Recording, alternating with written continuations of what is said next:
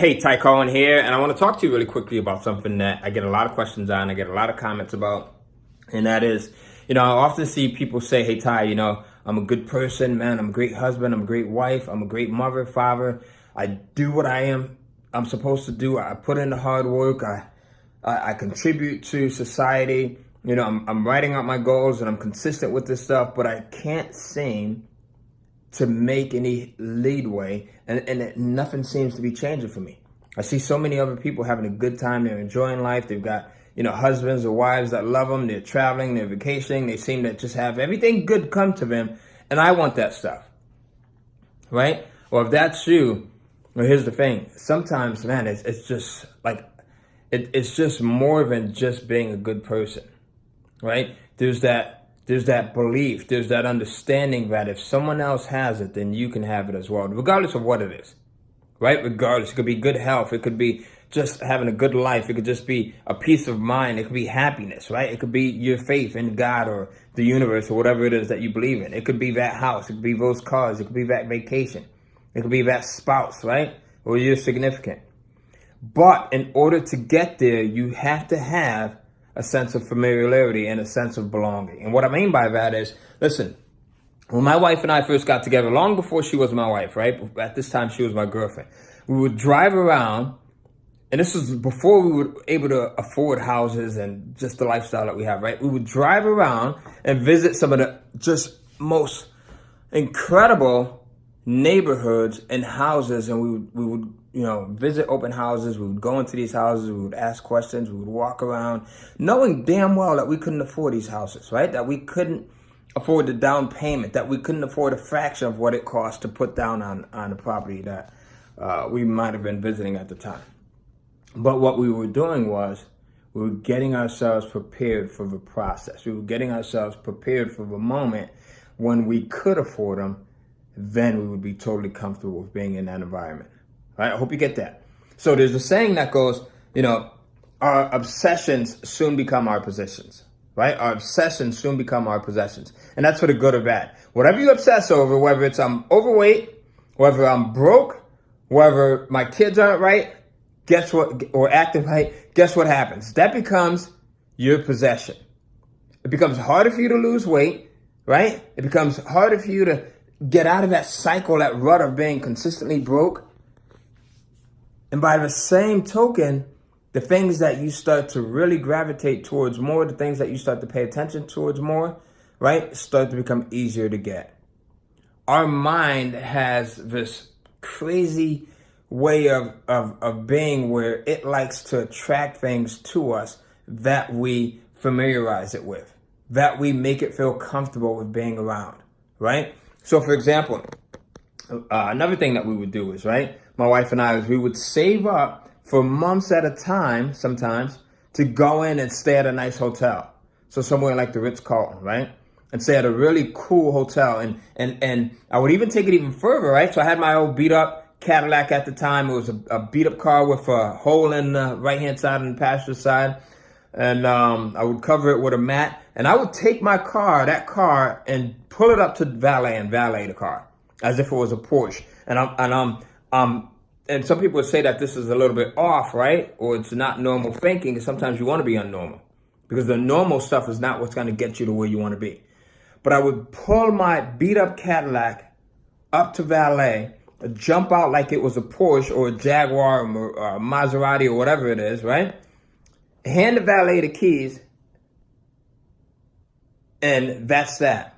Just to experience that feeling of what it would feel like to pull up to the Ritz-Carlton and valet my car and then walk in and have the bellman take my bags up to my room and everything else and check in, right? Now, the first couple of times we did it, I mean, it was a feeling that was just incredibly terrifying because we knew deep down inside that we couldn't truly afford this, right? But we were putting ourselves in that position of familiarity. Again, it's getting your mind accustomed to being in the environments that you want to consistently be in, right? The environments that you want to consistently be in. Another thing that I would often do back then was visit car dealerships, like high-end car dealerships. Go out and take cars for a test drive. Totally frightening at first. I'm thinking, man, what if these people find out that, I've got a 300 credit score, right? Or if they find out that I'm only making a couple $100 a week at my job or whatever it was, right? But putting myself in that position of familiarity so that once I got there, it was something that I was used to, right? So what are some of the things that you can do right now where you're putting yourself in a position of familiarity so that your mind says, okay, we've been here. We belong here.